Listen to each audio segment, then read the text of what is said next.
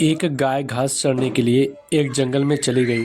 शाम ढलने के करीब थी। उसने देखा कि एक बाघ उसकी तरफ दबे पांव बढ़ रहा है। वह डर के मारे इधर उधर भागने लगी। वह बाघ भी उसके पीछे दौड़ने लगा।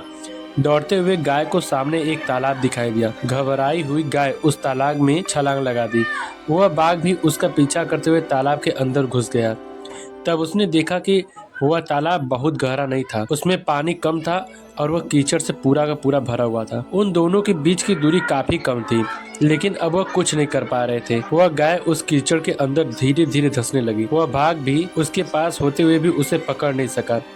वह धीरे धीरे कीचड़ के अंदर धंसने लगा। दोनों ही करीब करीब गले तक उस कीचड़ के अंदर फंस गए। दोनों हिल भी नहीं पा रहे थे।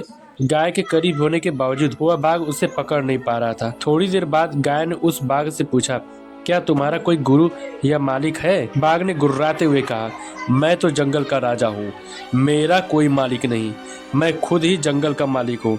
गाय ने कहा, लेकिन तुम्हारी उस शक्ति का यहाँ पर क्या उपयोग है? उस बाघ ने कहा, तुम भी तो फंस गई हो और मरने के करीब हो, तुम्हारी भी तो हालत मेरे ही जैसी है। गाय ने मुस्कुराते हुए कहा, बिल्कुल नहीं, मेरा मालिक जब शाम को घर आएगा और मुझे वहाँ पर नहीं पाएगा तो वह ढूंढते हुए यहाँ जरूर आएगा और मुझे इस कीचड़ से निकाल कर अपने घर ले जाएगा।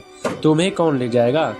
थोड़ी ही देर में सच में ही एक आदमी वहाँ पर आया और गाय को कीचड़ से निकाल कर अपने घर ले गया।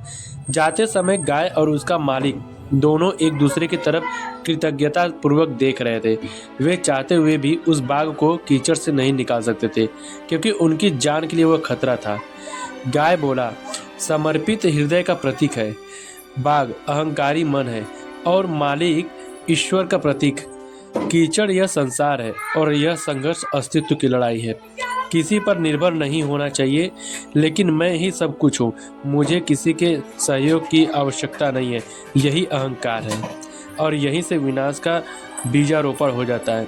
ईश्वर से बड़ा इस दुनिया में सच्चा हितैषी कोई और नहीं होता, क्योंकि वही अनेक रूपों में हमारी रक्षा करता है।